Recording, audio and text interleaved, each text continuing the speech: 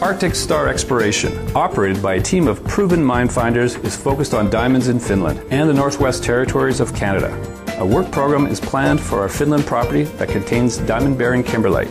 Arctic Star trades on the TSX Venture Exchange, symbol ADD, and the Frankfurt Exchange, symbol 82A1. Please visit our website at arcticstar.ca or call us at 604-689-1799. You're listening to HowStreet.com radio, available online at TalkDigitalNetwork.com. Welcome to HowStreet.com radio, the online source for market opinions. Here is Jim Goddard. My guest is John Rubino, author of several books on the economy, including The Money Bubble, his website, dollarcollapse.com. Welcome back to the show, John. Hey, Jim.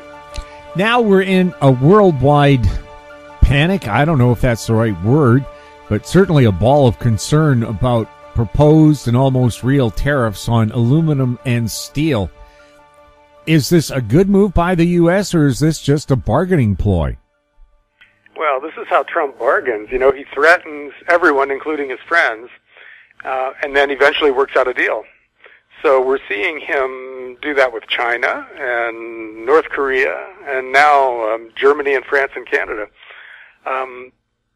This is a new technique for U.S. presidents to use, so it's not clear how it's going to play out. But hopefully, eventually, everybody who was friends before ends up being friends still.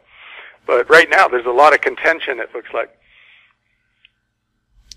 How do you think the G7 meeting in Quebec on the weekend is going to turn out? Is it going to be the G6+1? Well, only Trump is picking a fight right now. So, yeah, everybody else wishes he would just stop. But I suspect that based on the way it's worked so far for Trump, people will be asking him, okay, what do we need to do to make this go away? And they'll be cutting deals.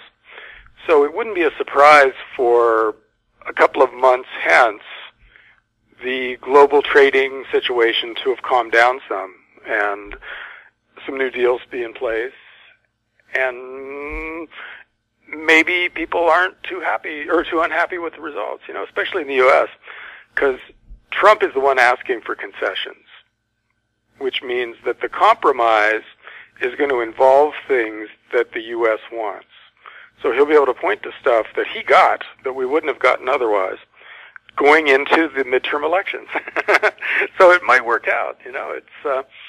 It's working out surprisingly well so far. We don't have the kind of chaos that I certainly expected at the beginning of the Trump administration. And, you know, cross your fingers. Maybe it works out in terms of trade, and then we have that summit with North Korea, and some deals get cut, and the world is a marginally less stressful place a year from now. Of course, that's geopolitics and trade, but finance is a whole different story. You know, we continue to borrow way too much money everywhere in the world, and we continue to build up leverage that will come back to bite us at some point. So we still have this big financial crisis out there, regardless of how the geopolitics goes from here on out. So I think the picture is still very dark for most of the developed world, just because we have to get through this financial crisis, and they're messy. You know, they're really painful things to get through. And with that coming, it almost doesn't matter where we are on trade or our relationship with most of the other countries in the world, because everybody's going to be in crisis at some point in the not-too-distant future. And that's going to be the dominant reality. Going into the U.S. midterm elections, will people be saying, if the U.S. really does slap tariffs on Canadian steel and aluminum, look, I don't want to vote for the guy who just made my car and my beer more expensive? Well, there are different constituencies, and Trump is aiming at the people who feel themselves disadvantaged by free trade. In other words, the people who lost good factory jobs. And that's a lot of people in the U.S., because we used to make stuff. We used to have factories everywhere. And now we have very few. And a lot of that is because of globalization. And Trump ran against that, and now he needs concrete results for those people. He needs Chinese and Japanese companies announcing that they're going to start plants in the U.S. and hire American workers. And he needs the terms of trade between those countries to skew more favorably for the U.S. He needs to be able to point to that stuff. So his concern isn't so much the buyer of a car as it is the guy who used to make those cars. So from that point of view, it's okay if stuff costs a little bit more, because it won't be a lot more. It'll be marginally more, maybe $100 on a car, maybe a few bucks on your grocery bill, whatever. And that's a very diffuse impact. It's a little bit for a lot of people. But somebody who gets a factory job back after having lost it to China, that's an intense reward for that one person. So you make a loyal voter by doing something like that, and I think that's the goal. What happens when the rest of the world doesn't want to trade with you because of these deals? Well, that's the risk, that you start a trade war that ends up hurting more than it helps. And that's completely within the realm of possibilities. Although, I got to say, especially vis-a-vis China, the U.S. got a really bad deal in past negotiations with China, in part because, it was really important for us to help bring China into the global economy. And so we were willing to make it easy for them to go from, dirt poor developing country to powerhouse developed country. But along the way, we lost a lot of intellectual property. We lost a tremendous amount of manufacturing jobs. And we ended up, by running a continuous trade deficit with them, ended up with them owning several $1 trillion of our debt. In other words, we owe them a lot of money now after all this is said and done. And so you can make the case that this wasn't that good of a deal and that we should get some concessions going forward.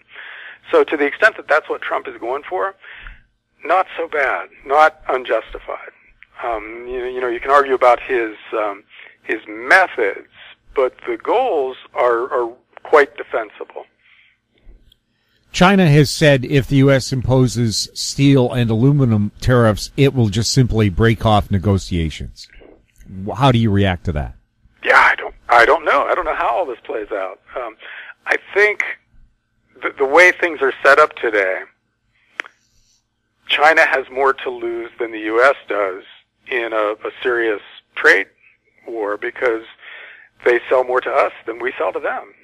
And because of that, it's in their interest to deal, to not be adamant and draw lines and say we're not going to give up any concessions whatsoever. So I think they'll make a counteroffer, regardless of how they behave initially, and that there will be behind-the-scenes negotiations and something will happen. I don't think Trump is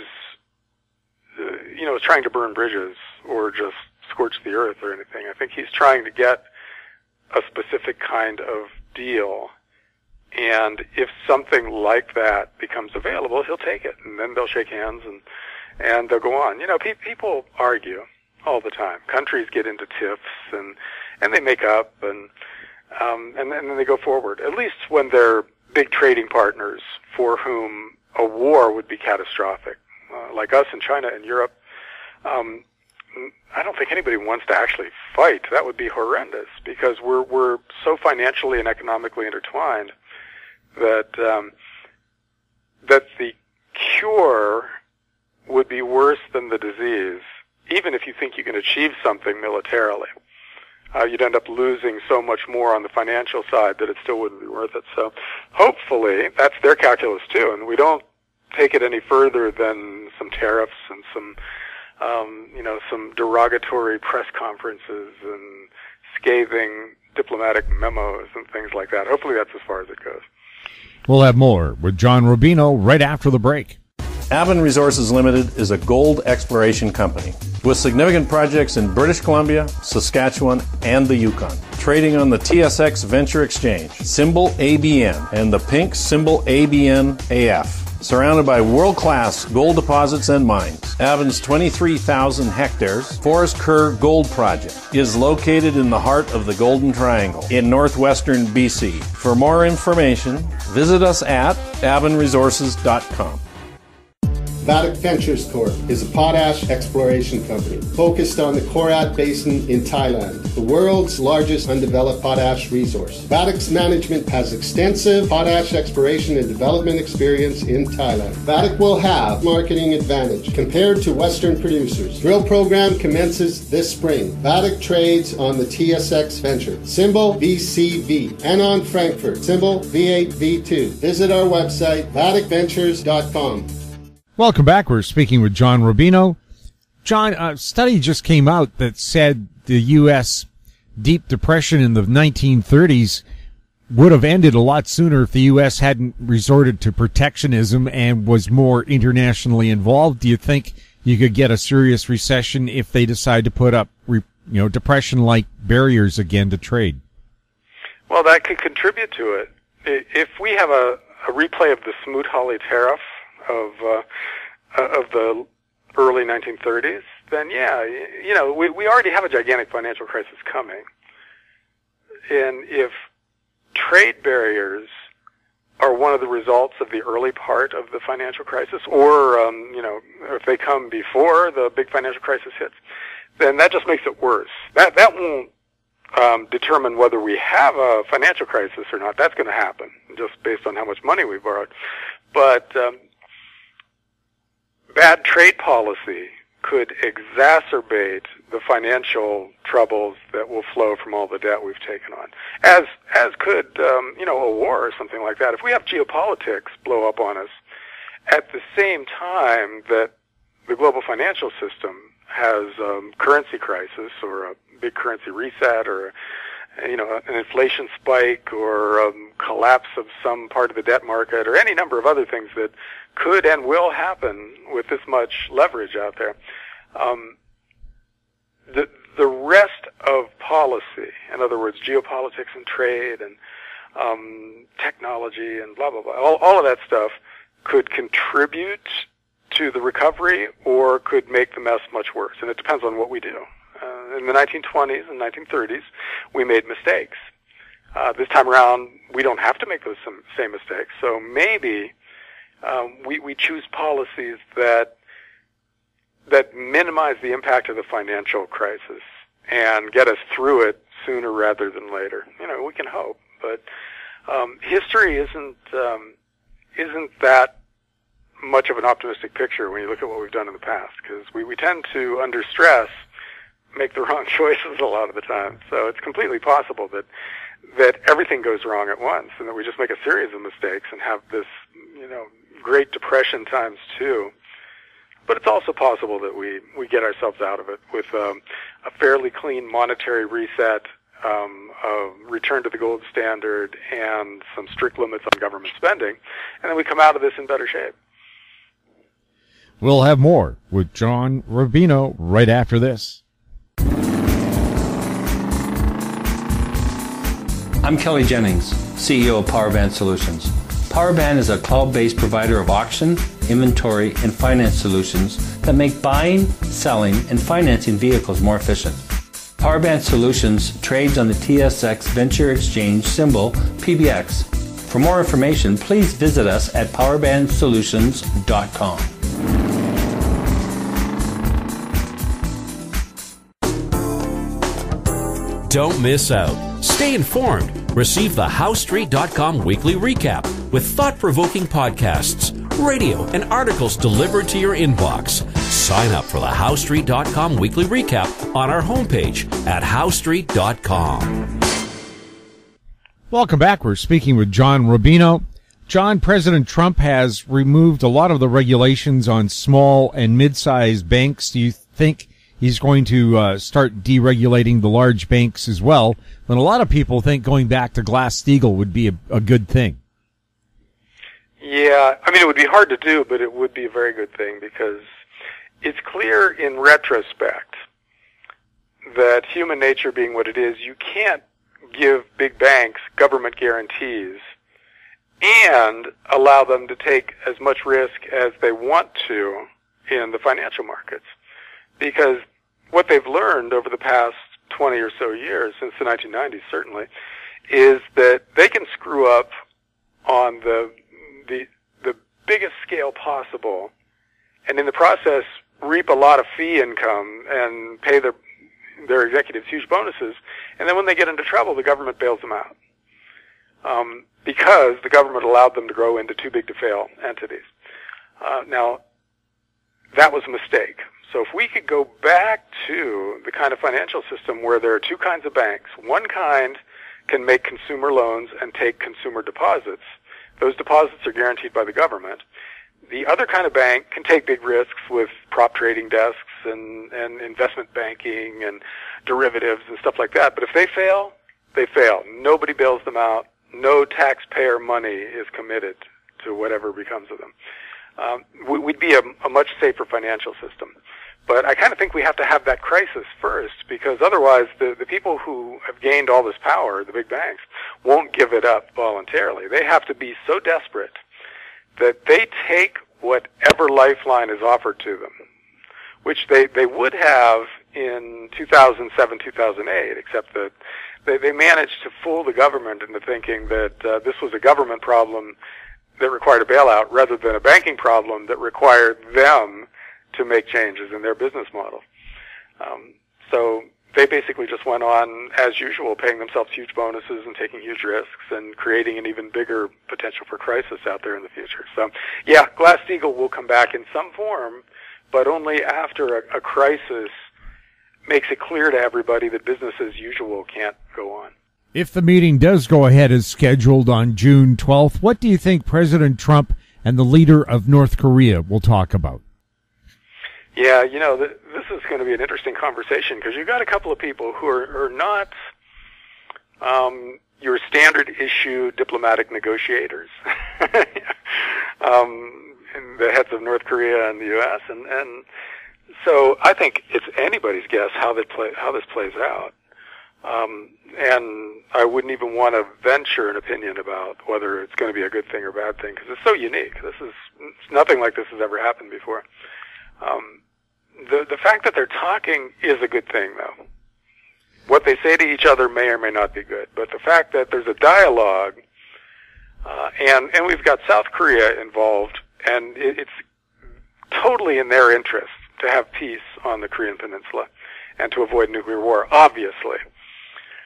So they're going to be a voice of moderation, and it's possible that those three sets of people, when they get together, will work something out that turns out to be useful. Who knows? This isn't the kind of world where you can make specific predictions about much of anything anymore, because so much is unique and unprecedented, and so much is kind of unstable and just inherently unpredictable in terms of the personalities involved. So I don't know. I don't know what we're going to do with Russia. I don't know what we're going to do with North Korea. Hard to say what we end up doing with China, though I hope we cut a trade deal there. Hard to say what happens to Europe with Italy doing what it's been doing lately. And Latin America is a mess, becoming a bigger mess, as Argentina has a financial crisis, and Brazil has a civil unrest kind of thing going on where there's a trucker strike that paralyzed the country for a week there.